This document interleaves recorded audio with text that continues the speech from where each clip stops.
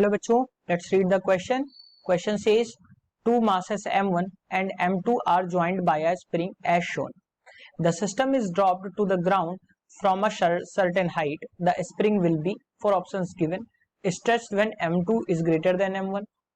Option 2, compressed when m2 is less than m1. Option 3, neither compressed nor stretched, only when m1 equals to m2. Option 4, neither compressed nor stretched regardless the values of m1 and m2. सो बच्चों इस question की हम बात करेंगे तो सबसे पहले मैं बात करूंगा सॉल्यूशन में की कॉन्सेप्ट की।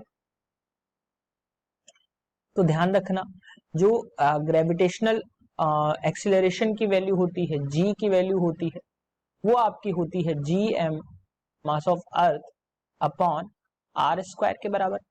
यानी कि यहाँ पे जो वैल्यू होती है ये मास ऑफ किसी भी ऑब्जेक्ट के मास पे डिपेंड नहीं करती, ये डिपेंड करती है मास ऑफ अर्थ के, यानी कि जिसकी वजह से ग्रेविटेशनल फोर्स लग रहा है उस पर डिपेंड करती है। अब अगर मैं क्वेश्चन की बात करूं तो यहाँ पे m1 और m2 मास है। जब ये नीचे की तरफ गिर रहा होगा, फ्री फॉल हो रहा होगा, तो क्या होगा, इस पे एक ग्रेविटेशनल एक्सीलरेशन जी लगेगा और यहाँ पे भी ग्रेविटेशनल एक्सीलरेशन जो है जी लगेगा, जो दोनों ही केस में इक्वल है।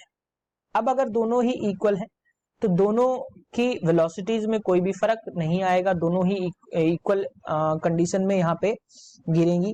यानी कि क्या होगा, अगर हम यहां से देखें इस क्वेश्चन के अकॉर्डिंग तो क्या होगा, ये ना तो कंप्रेस होगी ना तो स्ट्रेस्ड होगी, चाहे m1 और m2 की वैल्यू कुछ भी हो। यानी कि अभी मैंने आपको बताया है कि g की वैल्यू जो है मास पे डिपेंड नहीं कर रही है।